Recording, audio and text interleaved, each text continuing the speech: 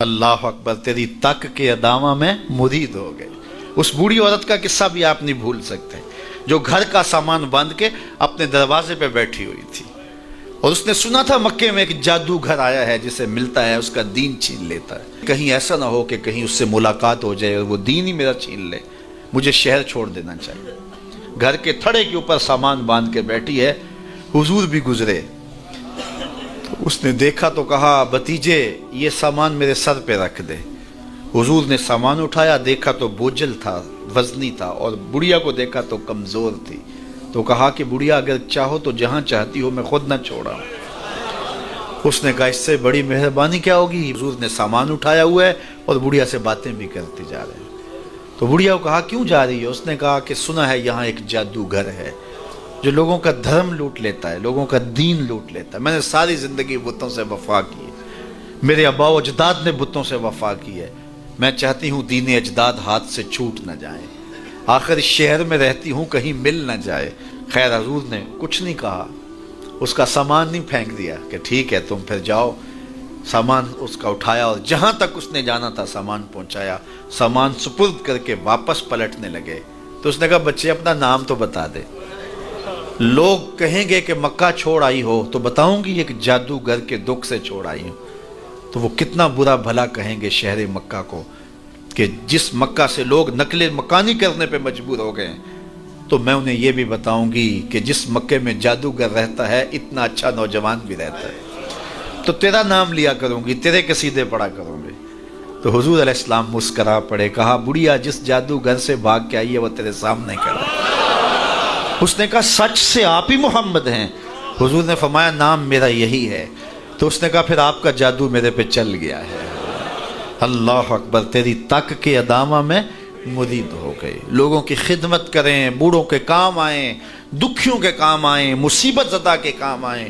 حضور یتیم ہو کے یتیم پرور تھے، لاچاروں کی مدد کرتے، لوگوں کے گھروں میں پانی بھر کے دے دیتے، اور دکھیوں کے کام آ جاتے اور مصیبت زدوں کے کام آ جاتے۔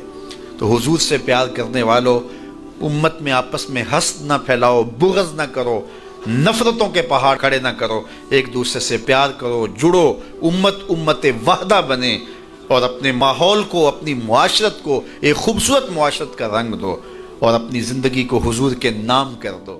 حضور علیہ السلام کی محبت سے معاشرے کے دکھ جو ہیں وہ سمیٹے جا سکتے ہیں۔ آقا کریم علیہ السلام نے محبت سے ہی معاشرت کو جو ہے وہ اپنے قریب کیا، اور لوگ ایمان کی دولت سے مالا مال ہو گئے۔ وہ ایک بچہ آیا نا اپنی ماں کے لیے لباس لینے کے لیے، اور پہلے وہ گیا اپنے چچا کے پاس، اس کی ماں بیوہ تھی اور اس کا لباس پھٹ گیا تھا، اور وہ اپنے چچا کے پاس گیا تو اس نے دھتکار دیا۔ ماں نے اس کو روکا تھا بیٹا نہ جانا، لیکن اس نے کہا کہ تیرے بدن کے اوپر جو لباس ہے وہ بھی پھٹ گیا ہے اور جگہ جگہ سے جسم جھلک رہا ہے، تو میں اپنے چچا سے آپ کے لیے لباس لے کے آتا ہوں۔ پھر جو رویہ اس نے اختیار کیا تو واپس روتا ہوا آ رہا تھا، تو کسی نے راستے نے پوچھا کہ کیا ماجرا ہوا؟ اس نے کہا چچا کے پاس گیا تھا ماں کے لیے لباس لینے، اس نے تو لا کے بھیج دیا۔ اللہ اکبر۔ تو اس نے کہا کہ جا سین حرم میں محمد نام کا ایک شخص بیٹھا ہوا ہے، اگر تو اپنا دکھڑا اس کے سامنے پیش کرے تو وہ امید ہے تمہیں رد نہیں کریں گے، لیکن سن لے ان کا دین کوئی اور ہے۔ اللہ اکبر۔ اپنے ماں کے پاس آیا تو ماں کو کہا کہ چچا نے رلا کے بھیج دیا، لیکن آپ کی حالت مجھ سے دیکھی نہیں جا رہی۔ بچہ ابھی شعور کی منزلوں میں قدم رکھ رہا تھا، پہلے بہت چھوٹا تھا، اب اس کے اندر ایک جذبات تھے بچے کے اندر۔ تو ماں نے کہا کہ بیٹا نہیں، ان کے پاس نہیں جانا، سنا ہے کہ جو ان سے ملے دین دھرم چھین لیتے ہیں اس کا۔ اللہ اکبر۔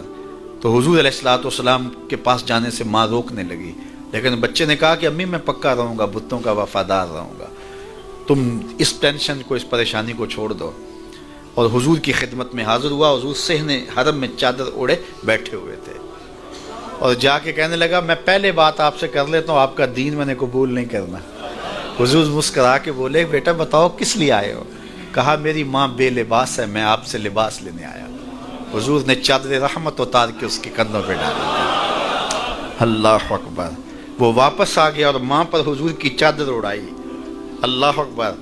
اور ماں نے کہا کہ بیٹے اس نے اپنا دین تو نہیں تجھے دیا؟ کہا نہ، میں نے پہلے کہہ دیا تھا تیرے دین نہیں مانوں گا۔ ماں کہنے لگی پتر اس کا دین ماننا چاہیے، یہ جس نے رحمت کی چادر ہمارے سر پہ تان دی۔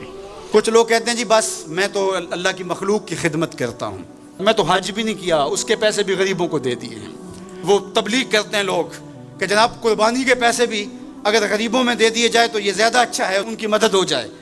تو وہ اس خدمت خلق میں اتنا غلوف کر جاتے ہیں کہ وہ اسلام کے شعار کا مذاق اڑانے لگ جاتے ہیں، اور جو عبادت والے ہیں انہیں ہمسائے کو دیکھنے کا موقع بھی نہیں ملتا۔ اور آپ جانتے ہیں کہ جب ایک بستی کو برباد کرنے کا حکم دیا گیا تو کہا کہ یہاں تو ایک شخص رہتا ہے جس کا سر سجدے سے اٹھتا ہی نہیں، کہا میرے بندوں کے اوپر قیامتیں ٹوٹیں اور ان کے اوپر ظلم اور جبر کے پہرے ہوں اور اس کے ماتھے پہ شکن نہیں آتا، اس کے سمیت ہی بستی کو لٹ کے رکھ دو۔ یار عبادت کرتے ہو لیکن ہمسایوں کا خیال بھی رکھو۔ میرے حضور علیہ الصلوۃ والسلام نے لعاب پھینکا نا تو صحابہ نے اپنے ہاتھوں پہ لے کے اپنے منہ پہ مل لیا۔ آپ نے عشق اور محبت کی لوک داستانیں بڑی سنی ہوں گی، لوگوں نے نہریں بھی کھودی، لوگوں نے محبوبوں کے لیے کیا کچھ نہیں کیا، لیکن آج تک آپ کو ایسا نہیں ملا ہوگا کسی محب نے محبوب کا لعاب بھی چاٹا ہو۔ کائنات میں یہ انوکھا باب ہے۔ تو حضور علیہ الصلوۃ والسلام نے فرمایا کہ تمہیں اس چیز پر کس نے ابھارا کہ میرا لعاب بھی اپنے چہروں پہ مل رہے ہو؟ تو انہوں نے کہا اللہ اور اس کے رسول کی محبت نے۔ تو میرے حضور نے اس کی نفی نہیں کی، لیکن ساتھ ہی فرمایا اگر کوئی چاہتا ہے کہ اللہ اور اس کے رسول سے محبت کرے اور اللہ اور اس کا رسول اس سے محبت کرے تو وہ ہمسایوں کے حقوق کا خیال رکھے۔ یعنی تمہارا یہ پہلو بھی، تم عاشق رسول بھی ہو لیکن ہمسایوں کا بھی تو خیال رکھو۔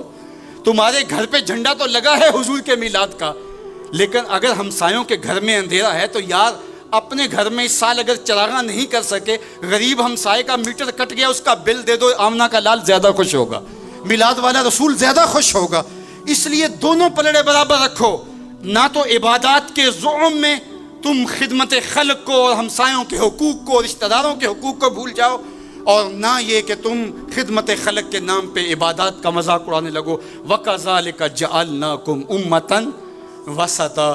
ادارت المصطفیٰ دونوں بازوؤں کے ساتھ اڑنے کی فکر رکھتا ہے، اور امت وسط کے مزاج کو لوگوں میں راسخ کرنا شروع ہوتا ہے۔ ظاہر ہے جب کبھی اس بازو پہ زور پڑے تو کبھی اس بازو پہ زور پڑے تو بازو جھکنے لگتے ہیں، تو میرا اللہ مدد کرتا ہے، نصرت دیتا ہے۔ تو کبھی ہمارے کسی بازو پہ فتویٰ بھی آ کے جو ہے وہ زور ڈالتا ہے، کبھی کسی فتوے کا میزائل لگتا ہے، لیکن ہم تو بلے شاہ کی بولی میں کہتے ہیں بلے آلو کی تینوں کافر کافر آکھن تو آہو آہو آکھ۔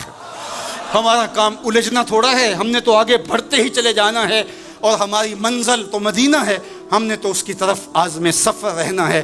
ادارت المصطفیٰ ایک فکر کا نام ہے، اور وہ فکر جو مدینے کی ضیاؤں سے پھوٹتی ہے، گنبد خضرا کے جمال کی روشنی ہے، اور وہ مصطفی نہیں ہو سکتا جس کے دونوں بازو میں سے ایک بازو شل ہو۔ حضور کی امت سے جس کو پیار نہیں ہے، حضور کی امت سے جس کو محبت نہیں ہے، حضور کی محبتوں کا کبھی بھی اگر ویڈیو پسند آئے تو میری چینل کو لائک اور سبسکرائب کریں۔